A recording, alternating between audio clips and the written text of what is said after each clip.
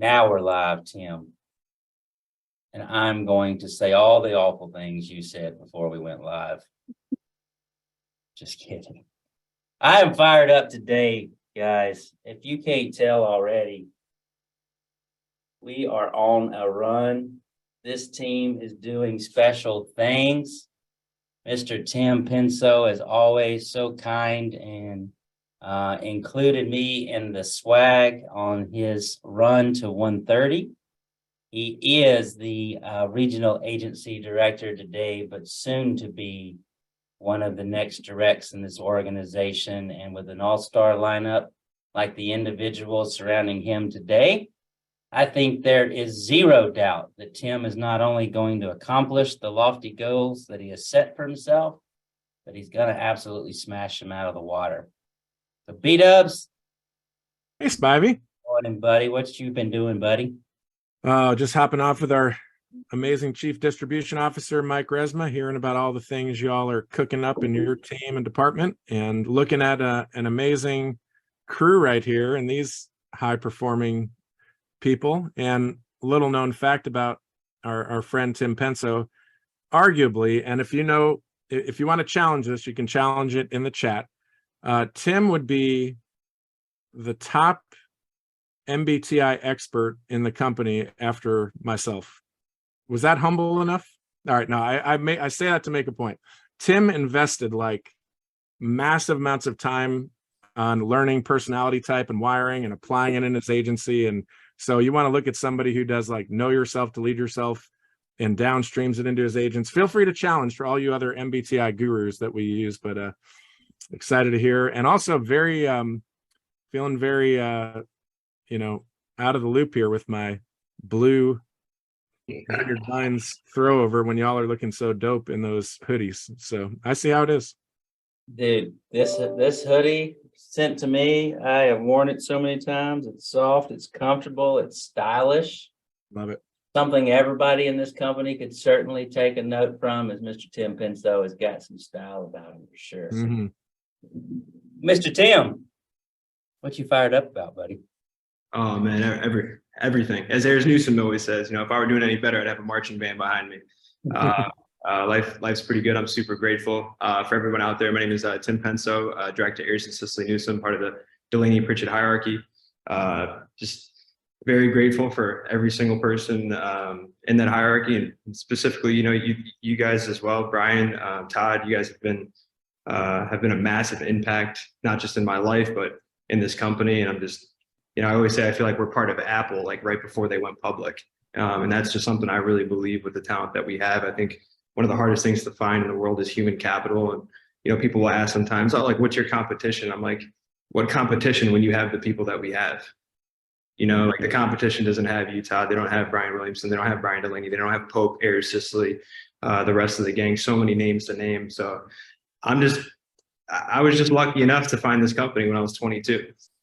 I was just sure. I don't really believe in luck, but yeah, someone, whatever you believe in, was definitely looking out for me when I found this company. It forever changed my life. When I started with this company, when I interviewed with this company, I was sleeping on an airbed, $50,000 in debt, interviewing with Ayers Newsom, sleeping in someone's basement a coworker in the office in Albany, New York. And to see what has happened, not just with my life and other people around me that have, Andrew Jimenez, when we first started together, we were, rubbing two nickels together to buy leads, and it's just to fast forward, from first year, and I don't say this to impress anybody, but just to impress in you what is possible with this company, from 170,000 my first year to 280 the second year to 480 the third year, not dropping below that since. Like, where else can you go and do that specifically without a college degree? Even with a college degree, where else can you go and do that? I mean, the average attorney is making $120,000 a year, and then they come out of school with $120,000 in debt. What kind of game is that? And people want to cry about a $200 conference ticket. Yeah. You've already got me fired up and got chill bumps going, buddy. It's never failing, man. So you have accomplished a tremendous amount. You've also challenged yourself on ways that the analytics and the numbers can never show. And the way that you've tried to grow yourself and help grow the leaders around you is duly noted, Tim. And you're somebody that I respect that has been through a lot on your journey, not just at Symmetry, but the time prior to as well. And somebody that makes no excuses, holds himself accountable, has big goals and dreams, and wants other people to win around him. So, Tim, we really appreciate you doing this call, buddy. I appreciate the swag. I've walked around this office building about 7 times already, showing off my gear. But Tim, we're going to turn it over to you, buddy, and team, and just know from our heart how much we value what you do to this organization, what you do for the organization, and what your message represents for so many people out there, even outside your own hierarchy. So over to you, buddy. Thank you so much. That means the world to me. We're right at 12:38.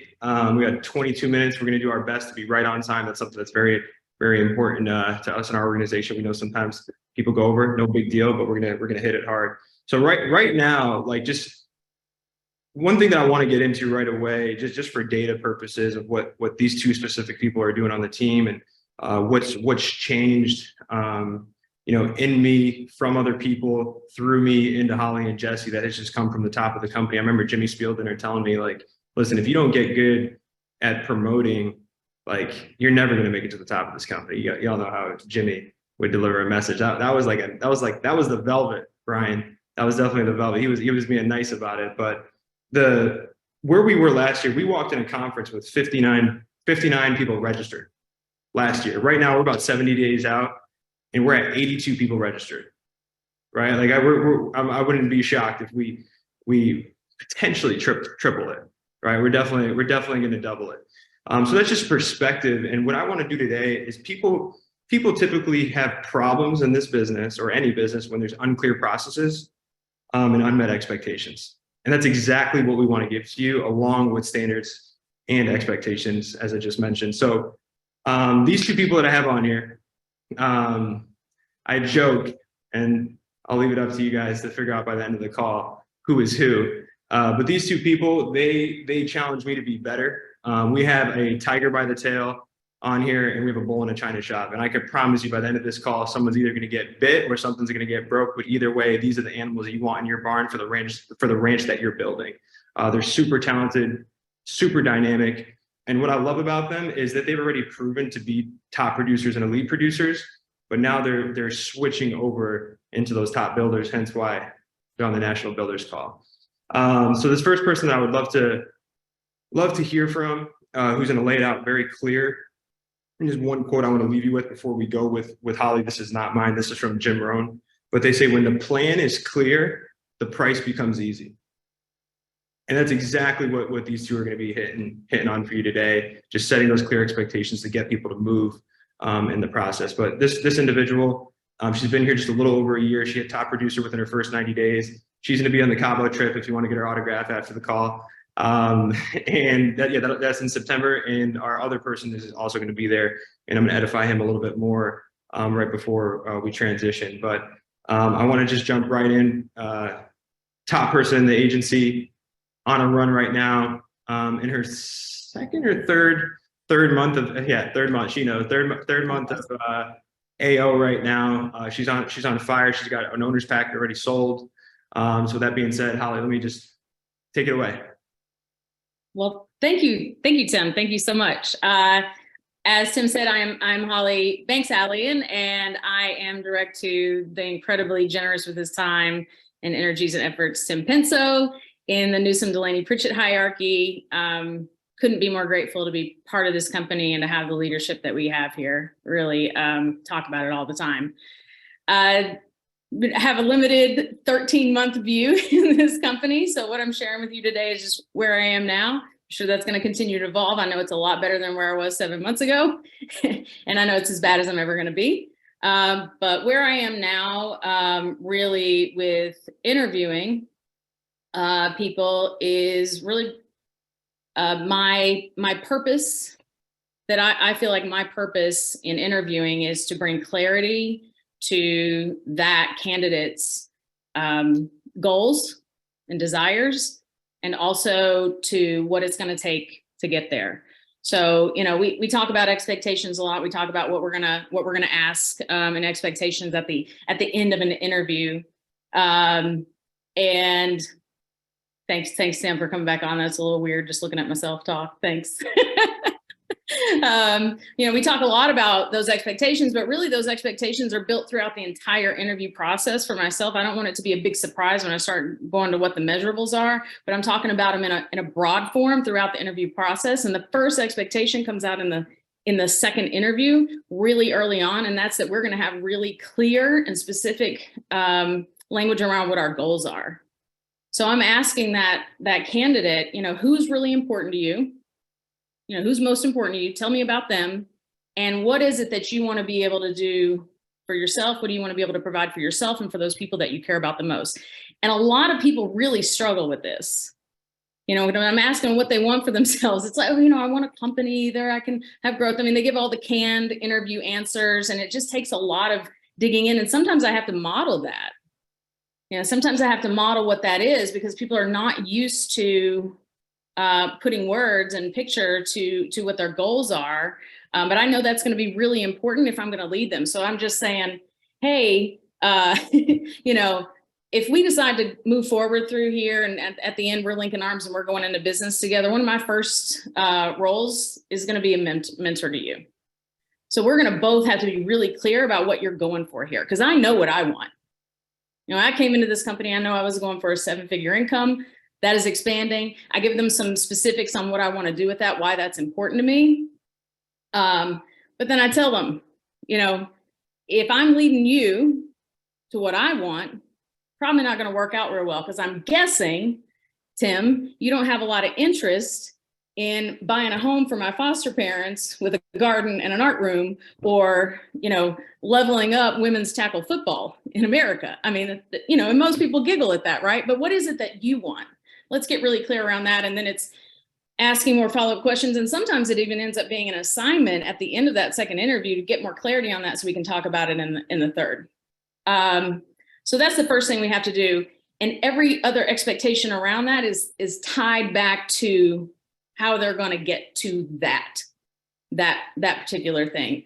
I reference my leadership a lot. I always, you know, I'm always talking about what I'm getting and, you know, what our mentorship is with Brian, with the Newsomes, with, you know, even what comes from Pritchett through them, because I want to make sure that they know, hey, we're all reaching out here. Somebody said it recently, and I'm just loving it. Hey, we're a lot smarter. You know, all of us are a lot smarter than any of us. So really getting them used to the fact that, hey, we reach out for help here. We reach out for counsel. I reach out for counsel. I let them know, hey, I came here. I didn't write any business in my first couple of weeks, but because I kept moving really, really fast and reaching out to Tim 6-7 times a day, and thank God you were so responsive, Tim. You know, I was submitting 47,000 in my second month.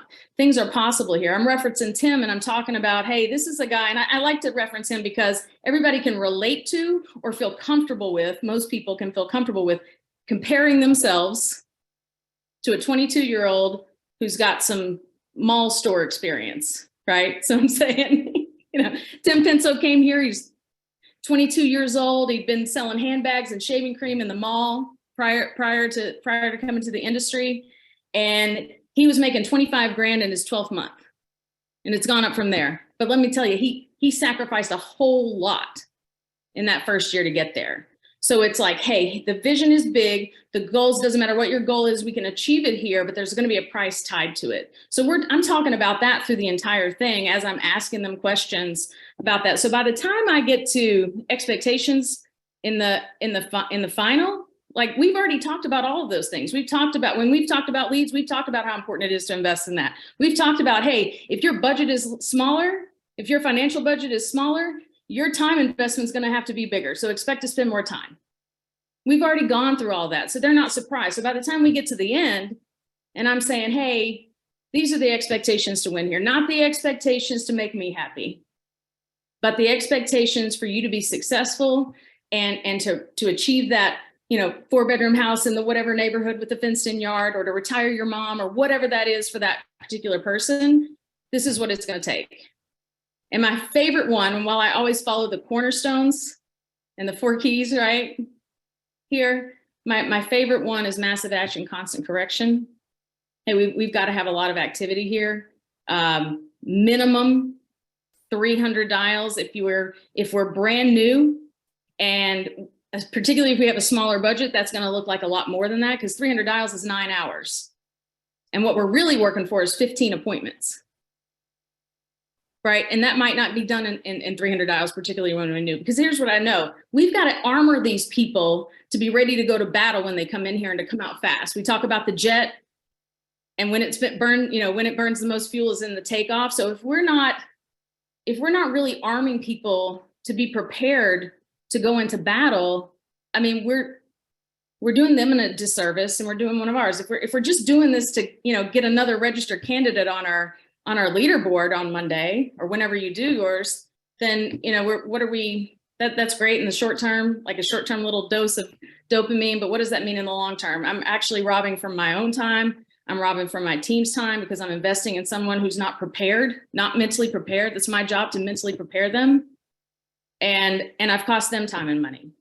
And I think about people on my team now, and I'm like, man, it really eats at me. I'm like, could I have been more clear about what it really, really takes? Because, I see things. There's another thing I want to say, Tim, like, don't be fooled by a shiny person, right, who says all the right things. And Tim does an excellent job of this. Like 3-4 meetings in, I was ready to pick you up and carry you to wherever we needed to go to get me started here, but I got no buy-in until, because Tim trusts only movement. And, we can't be fooled by those shiny objects. We've got to really tie people down and make sure that they are committed and understand what the work is going to be, so that they really can find success.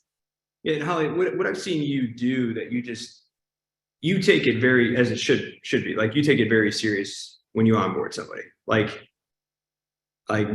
she's calling me up, like, every interview. I'm like, Holly, did they get into licensing before you're right? And it's like, and obviously now that's where we're at. She'll call me, and she'll just be like, hey, like, this person is going through this, they overcame this in their life. And when she gives them the expectations, she's like, this is somebody's life.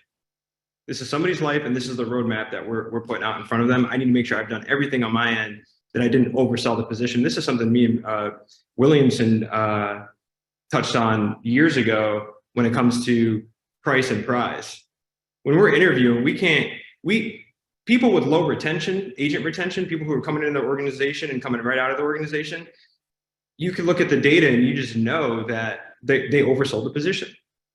They oversold. Like, if you have a lot of people starting here, and look at the data, don't be subjective about it, right? Sometimes, nobody's answering. It's like, how many dials did you make? 3, right? So the data will tell you, if you have a lot of people, look at the data coming in and coming out, that means that you're overselling the position, right? And it's a funny balance between quantity and price and prize, right? I think the best thing you could do is do what Holly's doing, is do a lot of quantity and talk about price and prize. Holly, that was incredible. For the sake of time, I want to jump over to, if you haven't guessed it yet. This guy is just, I've seen him grow like crazy in the last specifically 12 months. And, they say that in order to be the hammer, you have to be the nail first. I watched this guy take a beating at certain times in this business. Let me give you an example. He's bought in 3 owners packs in the past and didn't sell 1 ticket. 0, nada, as my mother would say, nada, right? Like 3 owners packs, not 1 ticket sold. And then this season, he's like, let's go. After 3 times that happening, like, not many people would continue to do that. And now he's leading our agency in conference tickets sold. He's going for 3 owners packs sold. I don't doubt he's halfway there already, and he's got 70 days. He's 70 days out from conference. So we're all 70 days out from conference. I will be there too. But I'm very proud of this person. He's an elite producer. He's done some incredible things. He's plenty of times he's written over $40,000-$50,000 in a month. Whenever he decides to do that, he does that. And now he's decided to get serious about his down the road money instead of his today money. So with that being said, Jesse, you got like four minutes, but I know you deliver a message quickly. So what you got for us, brother? Let's do it, man. So yeah, my name is Jesse Backrack, direct to the one and only Frank Cordaro and the Penso, Newsom, Delaney, Pritchett organization. Incredibly grateful to be so, because the only reason I'm here is because these people did not give up on me. Let's just be very clear. That is the only reason. So I started to ask myself hard questions, and instead of considering that I was the magic, the reason why I had purchased over three owners packs in the past and then not sold a single ticket is because I thought I was the magic. And then I said, no, I'm not the magic. I learned the hard way that symmetry is the magic. Quality is the magic. So I had a conversation with Tim, and I told him, hey man, I want to restructure what we're doing here. I set up my ZipRecruiter. I got 20 cities. I got that funnel set up, man. I'm ready to go.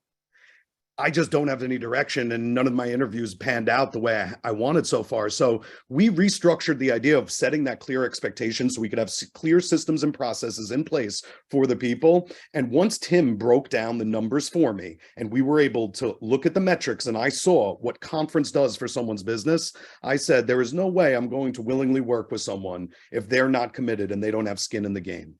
So I know I have such a big heart that to a large degree, I will coach somebody way past the point where it is either profitable or makes sense for either one of us. Because let's be honest, guys, I can't care more about your success than you do. So I take it very serious when I do a final interview. First of all, I want to make sure before I get on that final interview that they've been on a national call, or they've seen at least a recording of a national call as well as a corporate overview. Because the more I can lead them to the well, the more I can lead them to Symmetry to see our culture, the greater their success in knowing what the foundation of our culture from roots all the way up. So in setting clear processes and expectation, that's really important. And you'll see that when Symmetry has a culture, and then you get to develop a subculture. And my subculture is that I cannot work with anyone if I don't see them embodying the characteristics of love, trust, and respect. So it has to start with that. They have to be able to operate out of those tenets. If they can't, then I don't see a good potential in working with them. But once I've answered their questions and I've acknowledged what they need, I set 4 expectations that I require so that this relationship doesn't go south, because I can't care more about you than you. So the first thing is that I need you to work on yourself. This is a leadership and personal development company that just happens to fund the business by selling insurance, which means that if you're not expanding your mind, your business is not going to expand either. And I'm going to require that you read 10 to 15 pages of a book or listen to 15 minutes of a podcast every single day, because I need you growing your mind. Because if I got time and energy into you, I need to know you have time and energy into you. Fair enough? Number 2, right? I need to know that we have open, honest, and productive communication that is initiated by you. Again, I can't care more about it than you. You need to be the one reaching out. And that does not mean talk to me about what's going on the news. Our conversations will be brief. So if you want to have open, honest, productive communication with me, our business relationship can withstand anything. And there will come a time where we may have a difference of opinion or disagree on something. But if we could be open, honest, and productive about it, I promise this working relationship will thrive no matter what. And the third thing that I require is going to be your attendance on our daily huddle ups and national calls weekly. If you can't make it, watch the recording. Nobody's going to be upset with you, but this is the number one thing that is tantamount to you growing your business. On our daily huddle ups, we share our wins, our successes, our gratitudes, announcements, what's going on, and we get to do something educational that's going to move the needle forward in your business. So you started 2 weeks behind someone else. They're asking the questions that you're going to be asking 2 weeks from now. And what happens when you're a kid and you don't go to school? You fall behind. We don't want you to fall behind. So your attendance in our daily huddle ups for 30 minutes a day, 4 days a week, and a national call for an hour and a half once a week is going to be mandatory for me, because I need to know that you got time in you and you got skin in the game. And the fourth and most important qualification for me to want to mentor and work with somebody is your commitment to registering for and attending our national conference, which just so happens to be in Denver, Colorado, August 9th to 11th. The reason why we know that this is so important and why I, as a business owner, need to be working with people that are committed to this event is because when our company has pulled the data and analyzed those metrics, we know that 96% of people that do not attend national conference are not with the company at the same time the following year. So, hey, man, I don't want to scare you, but I also never want to lie to you. Why would we both invest in something that has statistically a 4% chance of succeeding? That is a losing venture. And anybody that's in business wants to know that they're growing. So I need to know that you're committed to attending your national conference and that you could get your butt to Denver, Colorado for 3 days to show me that if I got time and money in you, you got time and money in you. And the second that you commit to purchasing your ticket, you take a step towards us, we're going to take a step towards you in a large degree, to a large manner. Okay. Perfect. Jesse, right there, that is perfect where I want to segue into to wrap up the call. By the way, I was smiling the whole time if you didn't see it. That was great. I told everybody on here, we gotta, like, y'all believe me now in the chat, bull in a china shop, tiger by the tail. All right, something's gonna get broken or someone's gonna get bit. Now I wanna just give everybody in these last 2 minutes exactly, and this is for you, John Paul Vetter. This is for you. I'm just giving you a little kiss right now if you're on the call. Him and I are battling out right now for the suite. So, but all jokes aside, I actually stole one of his lines and I put it in here, and I'm gonna give it to you guys right now. So, the way to get, I want to give you like the golden ticket to get people to conference. Like, and this is stuff that I've just taken from people. This is not mine. Like, I've taken it and just kind of played with it, thought about it a lot, and just kind of put it together. So. Here it is. This is in the interview, and at the end of the interview, I'm gonna give it to you exactly how I do it. All right. So, and so you can check the recording. So, don't say I didn't share with y'all. So, first things first, I'm having the conversation, and I'm gonna go. So, at the end of the interview, after we've talked about expectations and everything that Jesse and Holly were just talking about, and where Jesse was talking about the conference, this is where my section comes in. So, how do you feel about the statement, "You are who you hang out with"? Right. And if they say anything other than moving them towards the agreement of believing that you are who you hang out with, I don't want to work with them anyway. Like, it's just proven. It's proven. Association is a key to success. Like in life, like who you're around, all that stuff, right? If you're hanging out with winners, 5 winners, you're going to be the 6th winner, right? So I'll ask them, how do you feel about the statement, "You are who you hang out with"? And I'll say, perfect. We have our national conference, which is statistically proven. If you do not attend, you have around a 4% chance of being successful here. And this is John Paul's line. Because this conference is about 6 to 9 months of training packed into 2 days with the top people in the industry. Thank you for that, JP. This is our Super Bowl, and that's where we play to win. And this is where I take it further. I don't say that. Now I'm back into the role play. Now, how do you feel about the statement that people pay attention to what they pay for? The reason why I ask this is because you're looking at around $200 for your conference ticket and around $100 for your licensing material. Rarely people will ask me, why don't you guys pay for that for us? And it's really simple. If you want to be a truck driver, you better be showing up to the interview with the driver's license or be willing to get one. And they're not paying for that license for you. That's an expectation. Does that make sense? I've never had anybody tell me no.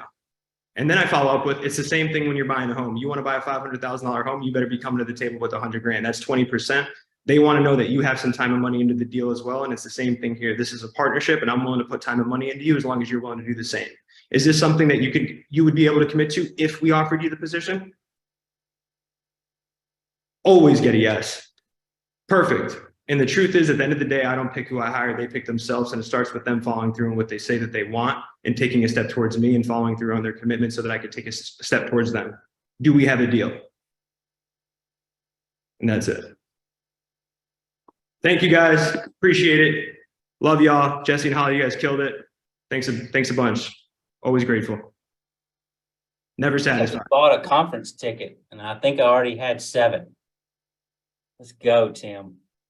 Appreciate you so much, Jesse and Holly, and just the intentful way that you guys just poured into this call. And conference guys, Tim heard the call.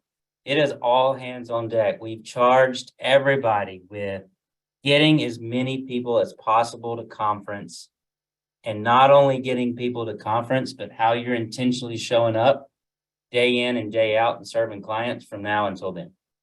It's important. We got people that have not written business in 3 or 4 years that are texting me that they just did a 10K week last week. We've got directs and equity partners that haven't bought leads since pre-COVID that are buying leads and working leads. It is all about setting